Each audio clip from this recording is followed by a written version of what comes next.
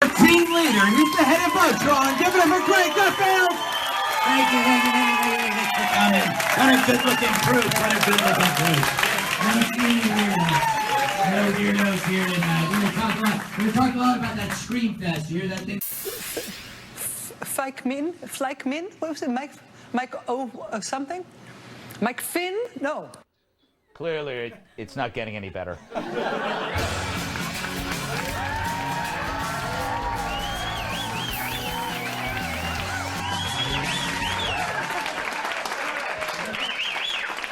Ah, yes. It's a helpless scream from the losing team. I speak of an upcoming nationwide Screech Fest to mark the anniversary of the 2016 election, when Donald Trump shellacked Hillary like an arts and crafts clay ashtray. Remember those? At this event, thousands of losers plan to scream helplessly at the sky. It's a yelp from those who need help, shrieks from the geeks, a wailing from the failing. People magazine, which named me world's sexiest man in 1998 and 1999, writes that liberal organizers in at least 9 cities plan to scream helplessly to the heavens as a way to extend their already year-long tantrum.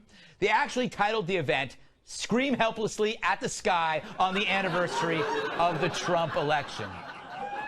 So as not to get confused with other demonstrations like pout in a corner in a onesie on the anniversary of Trump's election, or slam your bedroom door and cry into your slightly damp body pillow on the anniversary of Trump's election, I think we have a preview of the event. Never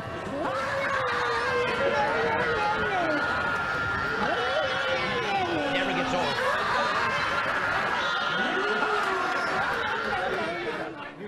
Ooh.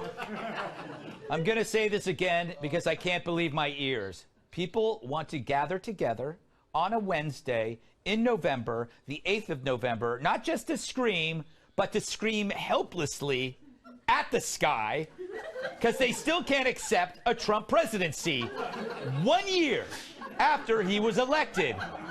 What kind of crowd will this attract? I imagine none of you will know these people. And it probably will have nobody you'd ever date. But I wonder, will Jeff Flake be there? We must never adjust to the present coarseness of our national dialogue with the tone set at the top.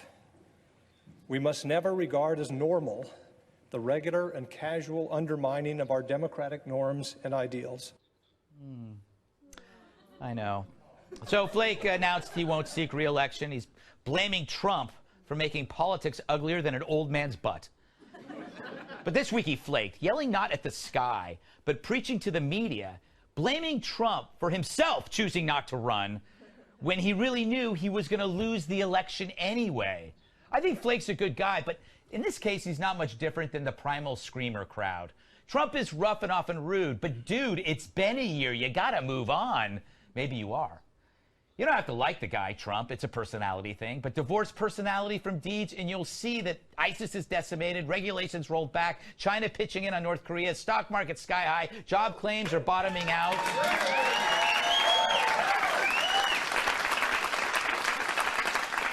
And there's that Supreme Court thing. Can't forget that. It's better to have a successful jerk than a charming failure. And sorry, sky shouters, no amount of yelling is going to change that. And by the way, what did the sky do to deserve this? Here now for reaction, we go to the sky. Hey, it's not my fault Hillary Clinton was a lousy candidate. And people, quit shooting fireworks at me. I'm sorry, Sky, but you know the sky's right. Why scream about Trump? Shouldn't you scream at your own candidate who lost to Donald Trump? Here's the electoral map of the states Trump won. The red ones. Hillary was supposed to win a few of those. And here's Trump winning by congressional districts. Look at all that red. So before you go out to scream, maybe try to remember the facts. And maybe instead of scream, why not have a chat with someone who lives in a red area? I bet they'll talk to you. We even have a product that can help. Do you feel desperate and powerless? Do national politics give you the urge to scream helplessly into the sky? then you need Civilhorn 2000. Civilhorn 2000 uses patented technology to turn your petulant whining into productive political discourse. It's great for disagreements. You are crazy if you actually believe that. That's a great point. Maybe I should do some more research before I get emotional. It's great for protests. I'm still with her! I didn't vote for Trump, but I sure do respect the office of the president. Now I'm going to move on with my life. And the Civilhorn 2000 can even shame you into doing something better with your time. Boo! Boo! I could be home teaching my son how to play catch. So order your Civilhorn 2000 today.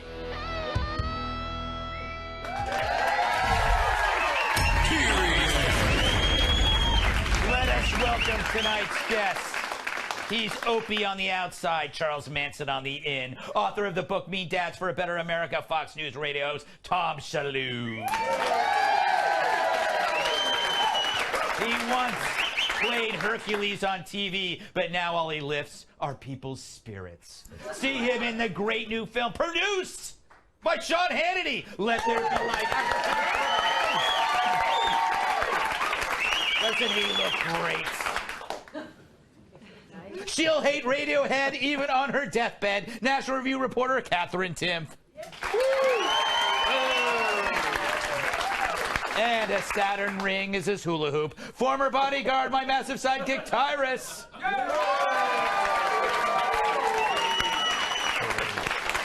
All right, let's start with you, Tom. Did you expect the pouting to last this long? No, it's really amazing, and I do think it's irresponsible, because when they scream, that's going to produce a lot of CO2, and that is bad for the environment.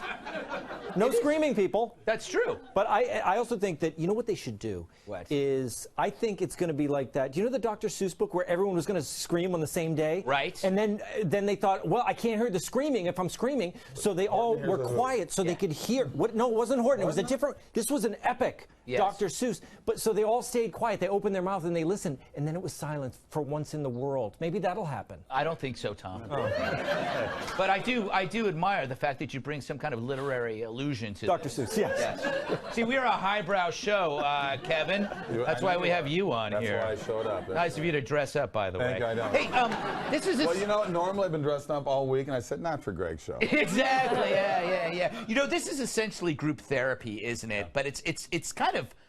I mean, what if these were your parents out there? Wouldn't you feel kind of ashamed? You know what? It's weird. We could have screamed a lot over the last 8 years, yet nobody did they? Yeah. And it's just, it's like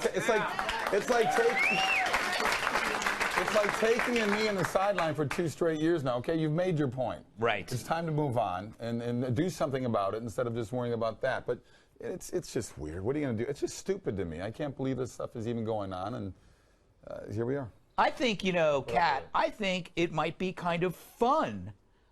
You could go there and meet somebody interesting, somebody who's not like you, right?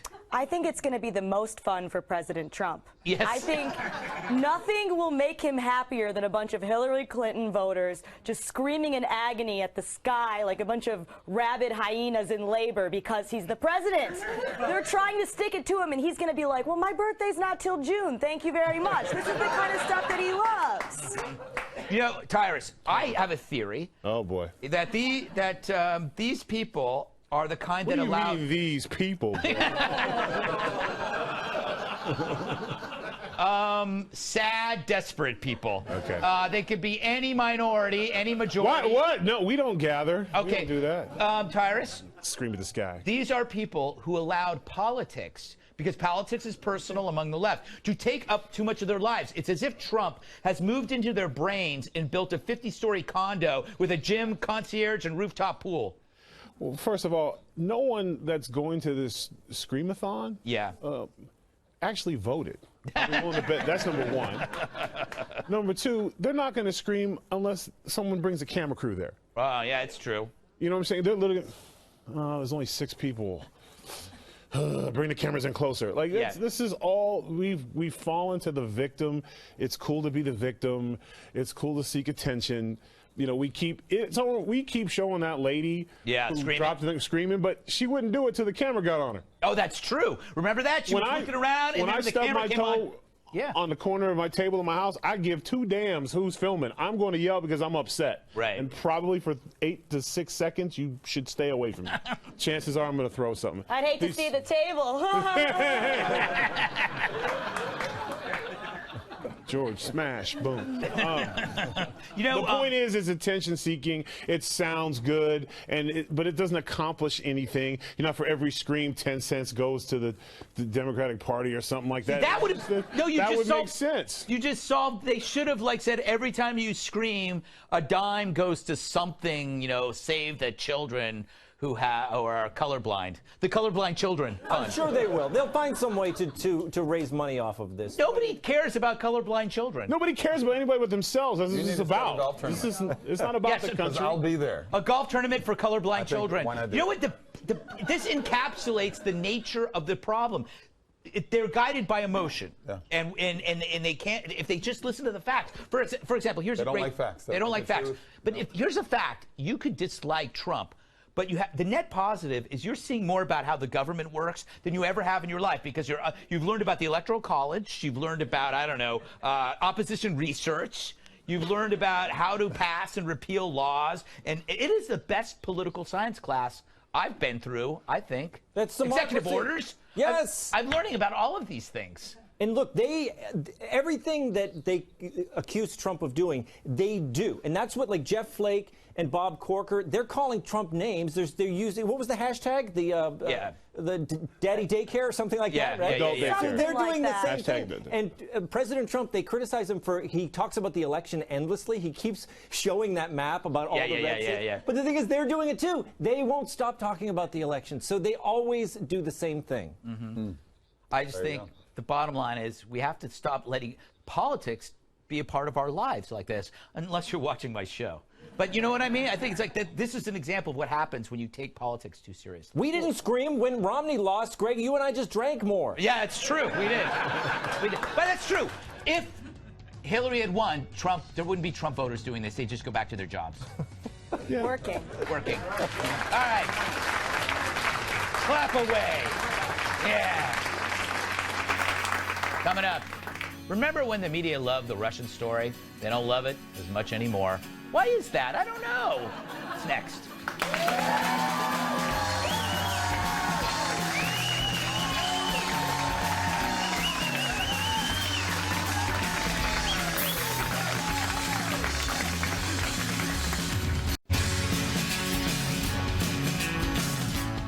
It was Trump they meant to frame, when really Hillary was to blame. It's a rhyme there. A collusion illusion. After flat-out lies that they had nothing to do with it, we now found out the Clinton campaign and the DNC paid for opposition research on Trump that led to the lurid Russia dossier. It's a big story. At least it used to be when it was about Donald Trump. Now it's all Hillary, so there's nothing there, right? Not so. First, you got Mark Elias. There he is, the lawyer for the Clinton campaign and the DNC. He hires a Washington intel firm called Fusion GPS, sounds like a lovely restaurant, to do Oppo research on Trump once he clinched the nomination. Fusion GPS, in turn, hires a former British intel officer to get dirt on Trump. That officer's name is Christopher Steele, which happened to be my stage name when I made those amateur films in the 90s. Trying to make this interesting. So Steele, who was hired by Fusion, who was hired by Clinton campaign and the DNC, they compiled this dossier with all those allegations about Trump's Russian connections. Now, campaigns get opposition research on each other all the time, nothing new. But why would they deny it? Interesting. Ken Vogel from the New York Times tweeted this week that when he was working on the story, Mark Elias told him his sources were wrong. Maggie Haberman, also from the Times, said they lied with sanctimony all year. So the question remains, will the media cover this story the way they sunk their teeth into the Trump collusion story, or will they call it old news and return to bashing the president? We went to one media critic for comment.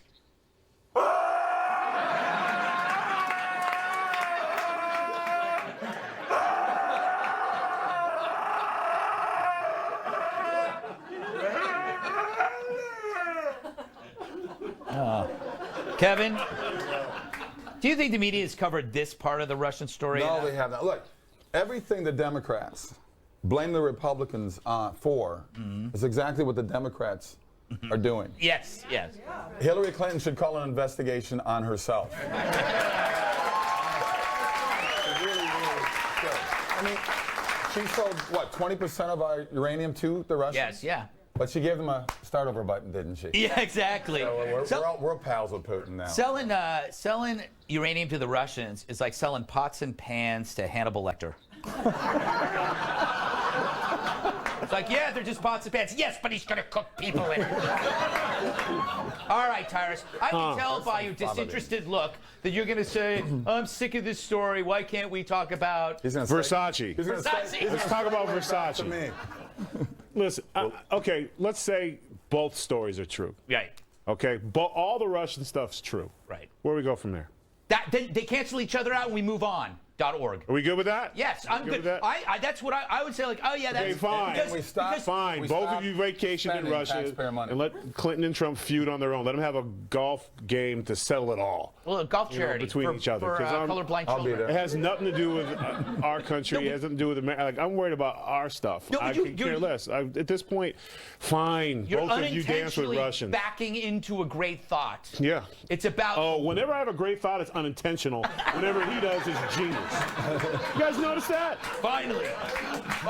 Okay, what I'm getting at, and I'll shift away from Tyrus over. Of course he will. Tom. Yes. What he's getting at is that it's really not about the left or the right, Republicans or Democrats. It's the eternal truth that the Russians will always try to screw things up. They are about undermining traditions. You can't even blame our institutions. You can't even blame the Russians for it because we should know better. Yep. You are such a communist apologist, Greg. Yeah, am I? The Russians don't like us, Greg. They're still angry, and it's not communism, and it's not capitalism. It's the Olympics? They're still mad about that hockey game. Yes. They don't like to lose hockey. That's so true. To a bunch of 19-year-olds. Yeah. 1980. I know, but when you see their face on that bench, they're so mad. They're like, we're going to interfere with the election in 2017. Yeah, exactly. Exactly. That was quite a hockey match, Kat. You weren't even born then. No. No.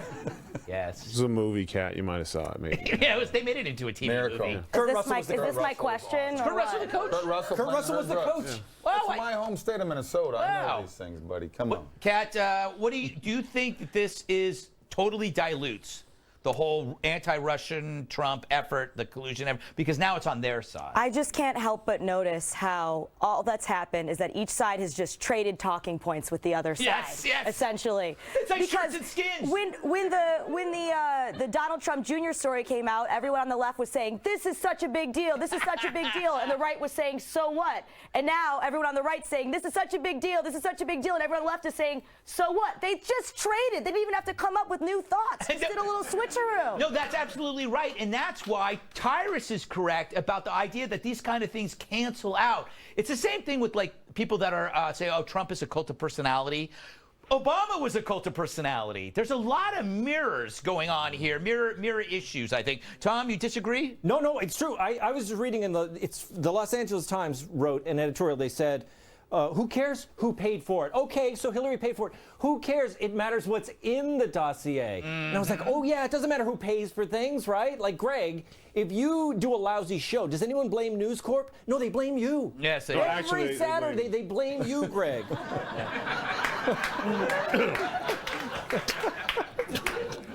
I'm going to blame you. Yeah. Shiilue did it. Yes. Okay, so can we just put him on radio? Yeah. Get him off the TV, put him on radio. I'm kidding. You're doing great on the radio show, by the way. I was. He has a great face for radio. Hold on a second. Just people stop emailing me saying I look like Adam Schiff. Look at him. I don't look like Adam Schiff. Wow. Yeah, no, you do. Separated and you look like the cowboy from Toy Story. That I'll take. All right. If they do a live action of Toy Story, you're in it, and I'm not kidding. All right, it's coming up. CNN lectures viewers on fruit. More proof they've gone to seed. Play on words.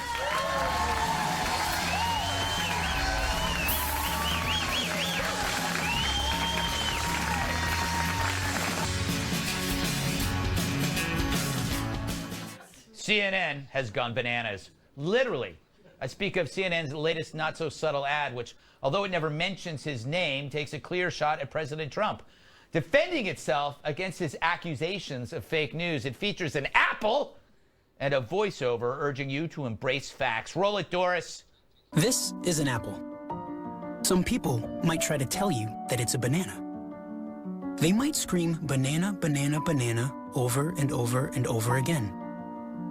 They might put banana in all caps. You might even start to believe that this is a banana. But it's not. This is an apple.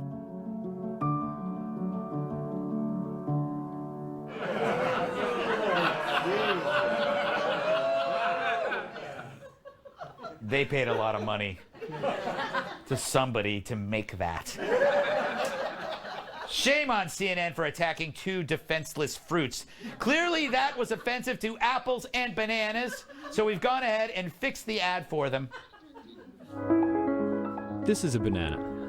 But what if it wasn't? What if it wanted to identify as an apple? Or an orange? Would you still call it a banana?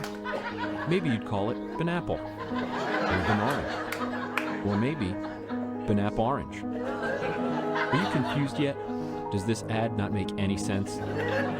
Good. That was the point.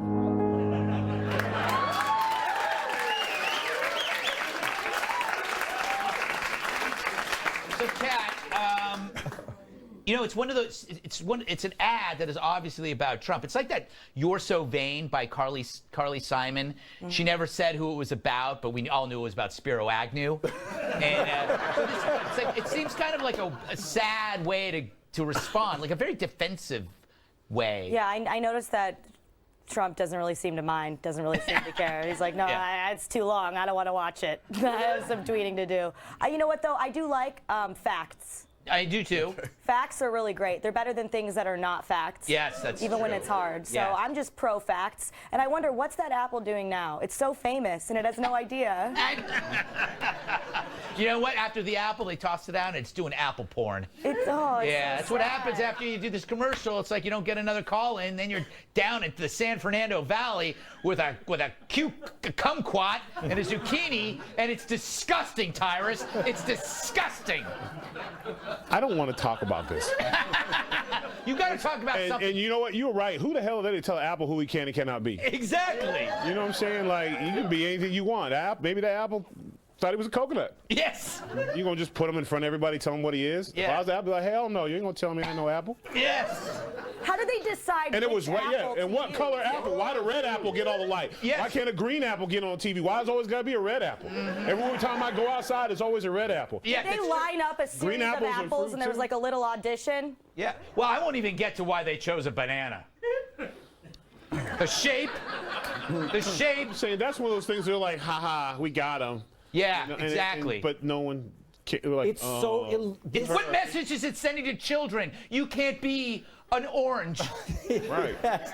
It's the perfect ad because it shows you what CNN thinks of itself. Right, exactly. It thinks that it just shows pictures of apples and that it's 100% facts, but they don't show you a picture of an apple. Turn on CNN. They show an apple and then they tell a story about the apple. Then they show apple recipes and then they say the apple is in league with the Russians. They make up stories. That's what this is. They don't show an apple.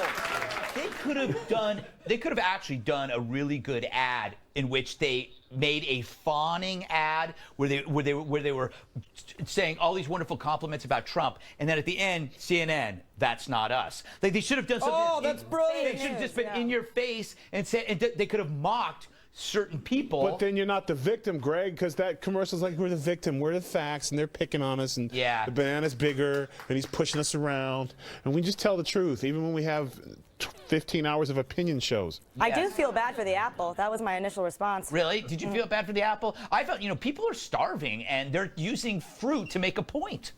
I mean, somebody's at home going, Mommy, there's banana fruit. Shut up! That was That was my after-school special.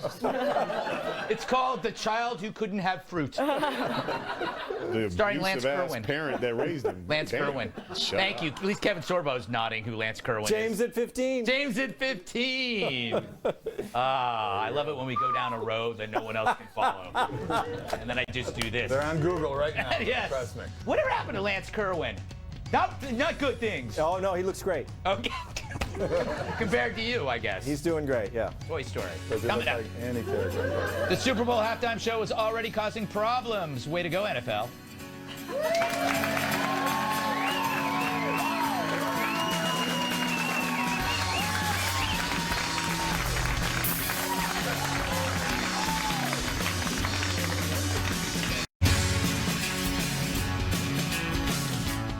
It's the halftime show that's gonna blow.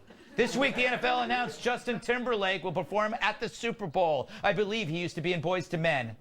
But apparently, people are still ticked about his role in something called Nipplegate. Remember that?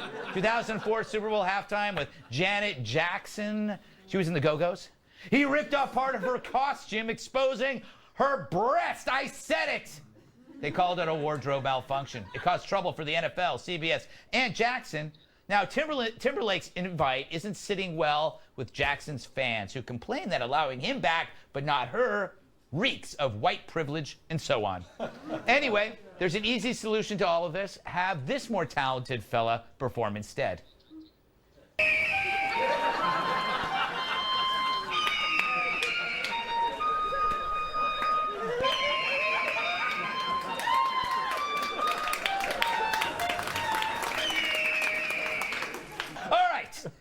Tyrus, is there someone you'd rather see perform? Listen, I've been to a few Super Bowls, and to go to the thing to Jackson fans, and I'm a Jackson fan, but Justin Timberlake's still super relevant. Yeah. He's Justin Timberlake. He's a megastar still. Yes. Janet, we asked her to come back and sing her classics because it's over. Right. So we probably wouldn't want you to come back and sing your new stuff. We want to hear the old stuff. But honestly, every live event I've been to, and like I said, I used bodyguard for Snoop, so I've been to a lot of rap concerts, a lot of hip hop stuff. Rock and roll every time. You know, you have the Rolling Stones do it, have Bruce Springsteen do it. It just sounds better live. It sounds better when you're in the arena. And so for me, Justin's great. If he has a live band, it'll be even better. So I prefer the AC/DCs of the world and like I said, the Rolling Stones of the world or Kid Rock. Just because it's football, it's outdoors, it just sounds better. If you've been to a concert, live music always sounds better than DJ play the iPad. I think a great idea, Shiilue. This is not going to be a great idea. Watch. Is close-up magic at halftime. But with no cameras, so just no cameras there, but close-up magic, so somebody, like, will bring somebody and he'll do some close-up magic. And I think everybody in the stadium will enjoy it. Super entertaining. Everybody loves close-up magic. It is true. David Blaine does a wonderful job, I hear. Great guy. Yes, excellent guy. Yeah. What do you think? I think they're going in the wrong direction. Too much star power creates a spectacle, which has led the NFL into this marginalizing the game. I think now it's become too big, and it should go back to the basics. Yes, I do. I agree with Tyrus, the rock bands. I'd say Cheap Trick. Those guys, love Cheap Trick. They're still playing, and they're still great. How about Cheap Trick at the Super Bowl? I love Cheap Trick. Yes. But Timberlake, he's right. He's a big star. He was a big star. I mean, she was lucky to be performing with Justin Timberlake back then. Yeah. Yes. Wow, so we're hitting the Jackson lady pretty hard. Nothing against her at all. She's a classic. She's greatness, but time's moved on a little bit. Yeah. You know what? What do you think, Kevin? Do you have any suggestions? I think if you actually ask the football players that are playing in the game, they don't want him there. Good They don't point. like the fact that they want to play the game. They want to get into the game. You're right. We've made it a huge spectacle and get on with it. But I'm with you. I mean, to me, 70s rock and roll bands. I mean, Journey, Foreigner, Supertramp, Styx. I think all those groups. To me, because the audience, there's all white water, people water I see, rain. Kevin. All white people. Earth, Wind, and Fire. You always do this. She's so slick slipping this in. You always do this. Did you see that some people were honestly, earnestly suggesting Adele Like, no, everyone's gonna be, everyone's gonna be drunk and full of chili. Let's force them to contemplate all their unrequited loves throughout their life. They're gonna be at parties. They're not gonna be crying into a bubble bath, Greg. Before. Luther Vandross is awesome, but pretty soon you just start. I'm just keeping it real. Unless you're at the game, you don't even watch the damn halftime show. That's when you re-up. That's when you get your food. Well, you flip to other channels, because the missus got to check out on Housewives of Dallas or whatever's going on. So, the halftime show, usually you just catch the end of it. Like, oh, okay, let's go. Let's get the game going. So it doesn't really matter. The players don't like the long commercial TV timeouts. It's actually 10 minutes longer than usual. A lot of guys get cold warming up and stuff because it's an extra 10 minutes. Why I got out of sports. Kat, that's why?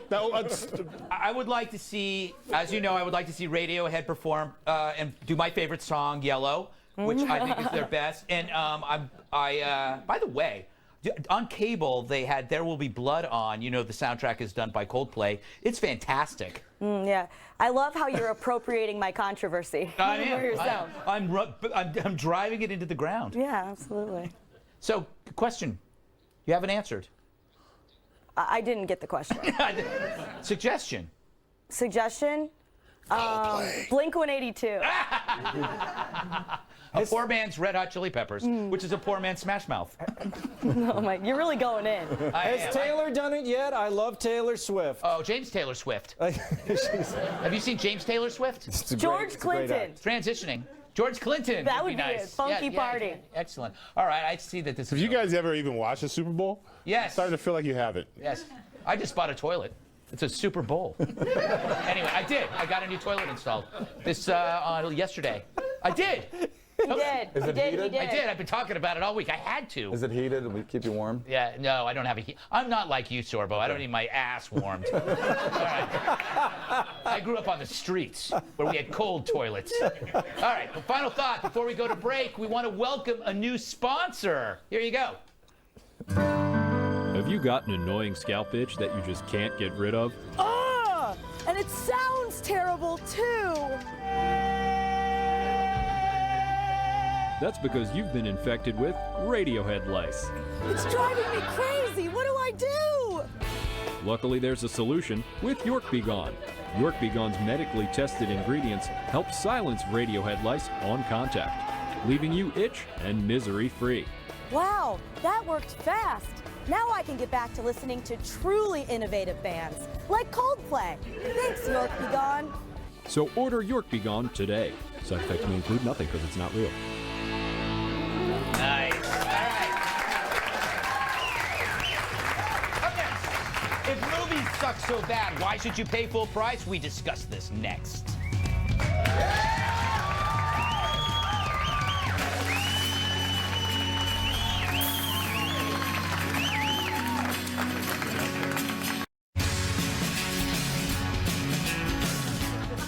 Is this the fix for terrible flicks? Starting next year, Regal Entertainment Group will test demand-based pricing for seeing movies in its theaters, meaning you could end up paying more for hits and less for flops. The goal is to see if it boosts revenue and fills more seats at non-peak times. It's the entertainment version of selling day-old bread. Sure, it's stale and it stinks, but the ducks love it. Weird metaphor, but anyway, will it work? We went to the cat who loves horror films for comment.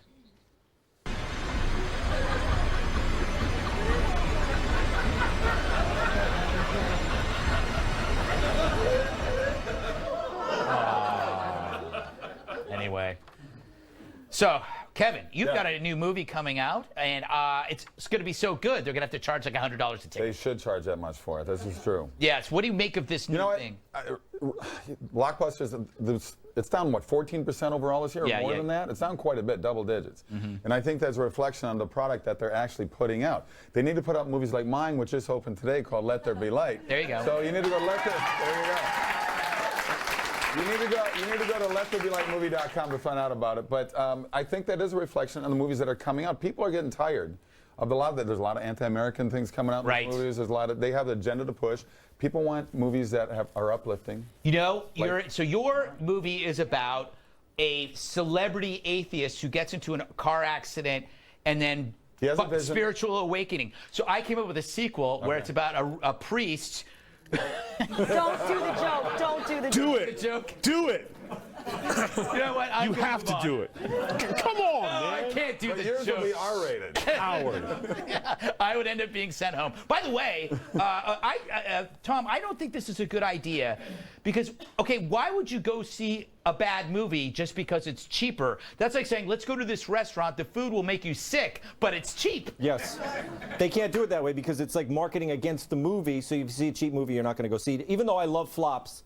And most of the movies that flopped, I loved, like Dirty Work. And, Yeah, things that's like a good that. movie. Great movie. Bonfire of the Vanities, loved it. But they should do the opposite of this, and you should charge your credit card when you go in the movie. And if not many people see it, they divvy up the cost of the film between the people who saw it. So it costs more money to go to a bomb. Oh. That way it's like gambling. You get it? Ooh, that's an interesting idea, Tom. And the more people go to a movie, the cheaper it gets. Oh, wow. So you essentially, everybody splits the cost of the blockbuster. That's interesting. Yeah. Single payer movie? Not on my watch, Jack.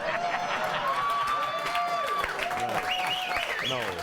Leave the movies alone, Greg. Leave it how have you it is. seen it? And who's going to say what's a flop, and then you're going to tell me what's good and what's not good? You're going to have some guy decide that? Or then we'll have the movie industries paying someone to say that it wasn't a flop, and then you have to deal with all that. Just listen, I go to a movie and I'll come out and decide whether I like it or I'll see it again or I won't, and that's it. I'll pay my $8. It's Have you fine. seen Brawl in Cell Block 99?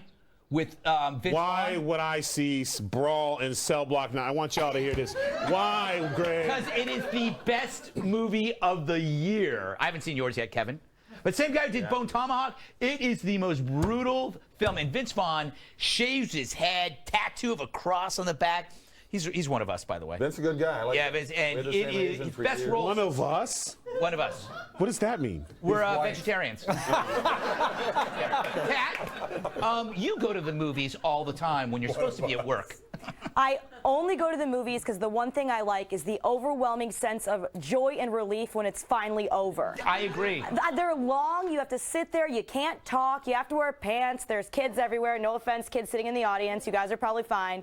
You can't drink. You can't turn it into a drinking game, by the way. Yeah. Don't ask me how I know that, but Because they I have don't know how movie else theaters you they can have drink in. expected. Yeah, You haven't been in interrupt a me while. almost constantly when I'm talking. By the way, I don't like that Stop. you remarked that the kids in the audience are fine. Yeah. That's just disgusting. But I agree with you. I actually went to one of those luxury theaters a couple of weeks ago to see that Blade Runner sequel. I saw where they sit there and they have waiters and waitresses and they bring you food. And you can drink, Cat. You could drink. I hated it because it made me feel like I was on an airplane on the tarmac and I wanted to go home. Because I'm going like, why am I sitting here? But you Why am I can't be- sitting here? You can't BYOB Yeah. out of Bring a your own large what? 2-liter. It's true. I agree. They're too long. Movies are too long, Greg. Movies are too long. An the hour. Blade Runner thing was 2:45, 2 hours and 45 minutes. And it was like, I love the first movie. Mine's only an hour 40. You'll Yeah, exactly. That's it. See, that's the way to There do you it. go. Boom. Right there. Yes. But do you have an afterlife party? You know, these I'll just give you come- that one. That was a good These one. just That come was to a good me one. because they're so awful. Don't go anywhere. Final thoughts are next.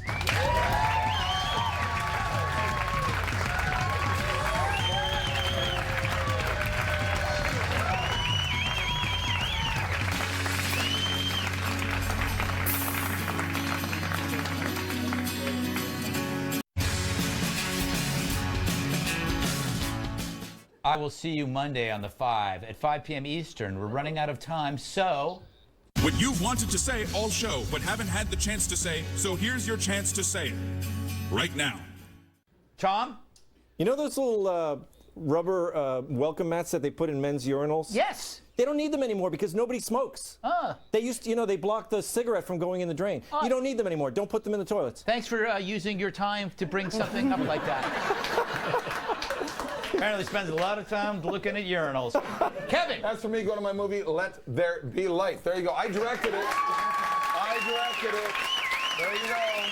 Kevin, that could be. Kevin directed it.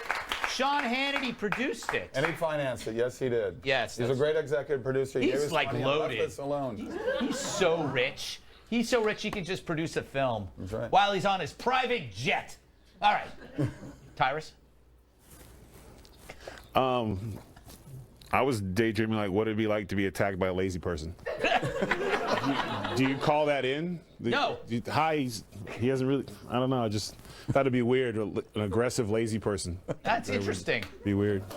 I never thought about that. You think about some interesting right? things, Wouldn't it be weird? Like, I'm going to get up but you haven't yet, so I don't, it's too I lazy wish to more attack. people were I don't lazy. know.